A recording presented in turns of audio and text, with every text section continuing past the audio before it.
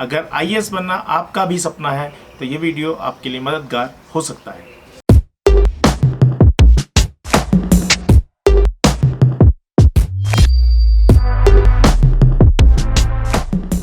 Hello दोस्तों, college मेला में फिर से एक बार आपका स्वागत है।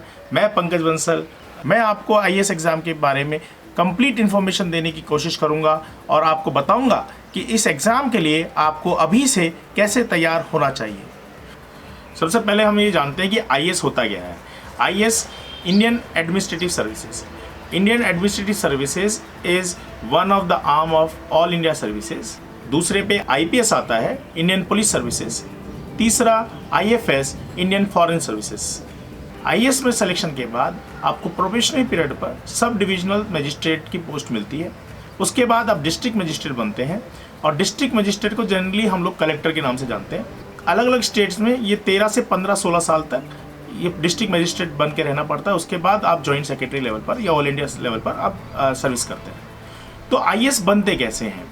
आईएएस बनने के दो तरीके हैं। एक all India services civil service examination जो यूपीएससी कंडक्ट कराता है उसके माध्यम से।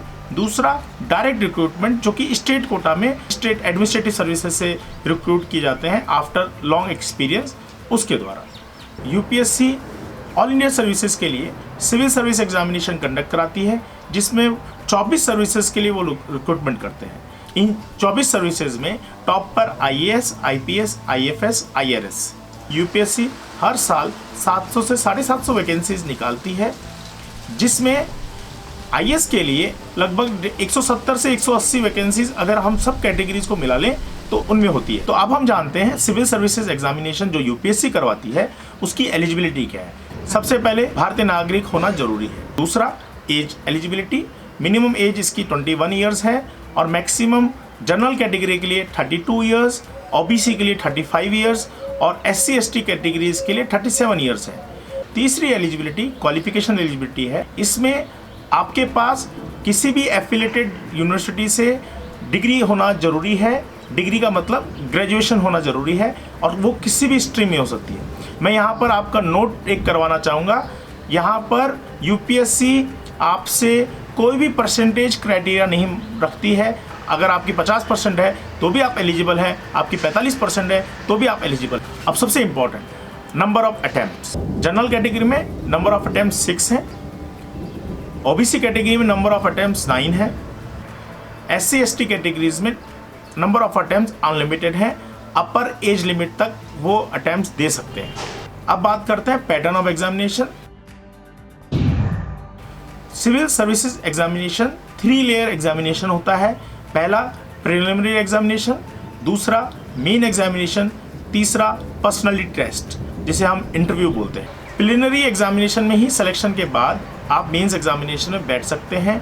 प्रिलिमिनरी एग्जामिनेशन एक क्वालिफाइंग एग्जामिनेशन है और यहाँ पर क्वालिफाइंग कैंडिडेट्स की संख्या लगभग 10 से 12 गुना होती है नंबर ऑफ वैकेंसीज के। जैसे कि अगर 1000 वैकेंसीज हैं तो मेंस एग्जामिनेशन लिखने के लिए 10 से 12,000 कैंडिडेट्स क्वालिफाई करते हैं। तो दोस्तों अब हम समझते हैं scheme of examination. Scheme of examination से पहला प्रिलिमिनरी एग्जाम, ये एक एग्जाम क्वालिफाइंग एग्जाम है। हर साल लगभग 10 से 12 लाख स्टूडेंट्स इसको अपीयर करते हैं। इस एग्जामिनेशन में 2 पेपर होते हैं। Paper 1 general studies, second paper aptitude test. दोनों एग्जामिनेशन 2-2 घंटे के होते हैं और दोनों ही पेपर ऑब्जेक्टिव टाइप होते हैं। सेकंड पेपर क्वालिफाइंग पेपर होता है और इसके लिए मिनिमम 33% मार्क्स आना जरूरी है। प्रिलिमिनरी एग्जामिनेशन क्वालिफाई करने के बाद एस्पिरेंट मेंस एग्जामिनेशन लिखने के लिए एलिजिबल हो जाता है। आईएएस प्री हिंदी और इंग्लिश दोनों लैंग्वेज में होता है।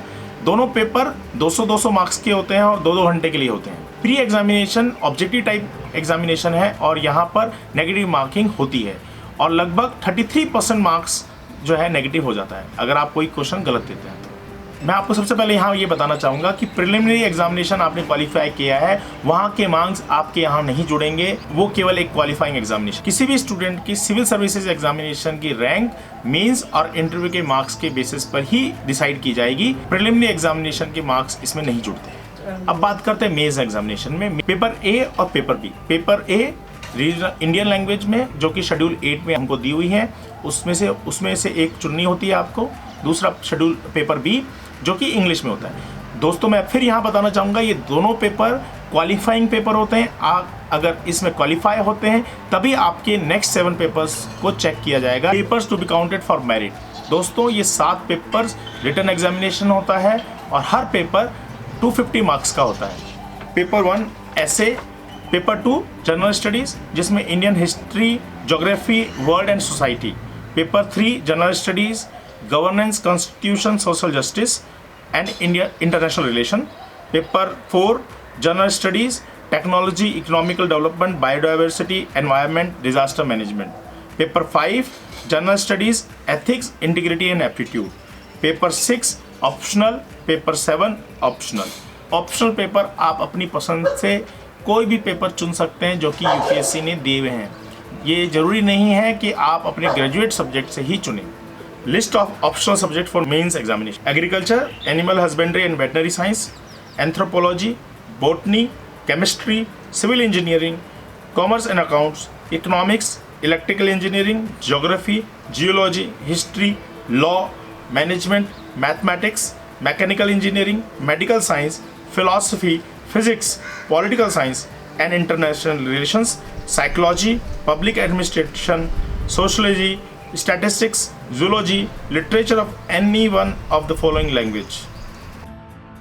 आप इनमें से कोई भी ऑप्शनल सब्जेक्ट चूज कर सकते हैं। अब बात करते हैं दोस्तों इंटरव्यू के लिए। इंटरव्यू जिसे पर्सनालिटी टेस्ट बोलते हैं वो 275 मार्क्स का होता है। तो टोटल ऐसे आपका 2025 मार्क्स में आपकी मेरिट बनती है। दोस्तों इसमें आपकी इन डेप्थ नॉलेज को नहीं जाना जाता, ये आपका एक्सपीरियंस और आपके थॉट्स को उजागर करने के लिए ये टेस्ट होता है। इसमें आपकी मैच्योरिटी लेवल टेस्ट करते हैं जो एक आईएएस ऑफिसर या एक एडमिनिस्ट्रेटिव सर्विसेज में किसी पर्सनल के अंदर होना चाहिए। ये आपकी इन डेप्थ नॉलेज को टेस्ट करने के लिए नहीं होता है, ये आपके ब्रॉडर सेंस, आपकी maturity level, day to day life में आपका कितना इंटरेस्ट है और आपके एक्सपीरियंस को जानने के लिए, आपकी मैच्योरिटी को परखने के लिए ये टेस्ट लिया जाता है। दोस्तों तो नेक्स्ट वीडियो में हम ये जानेंगे कि आईएएस की प्रिपरेशन किस तरह से करनी चाहिए, कब करनी चाहिए, इसके फॉर्म कब आते हैं और कैसे भरना चाहिए, क्या क्या सावधानी हमें रखनी चाहिए, ये सब हम नेक्स्ट वीडियो में जानेंगे। अगर आपको ये वीडियो अच्छा लगा हो तो please like, share and subscribe our channel college Mela.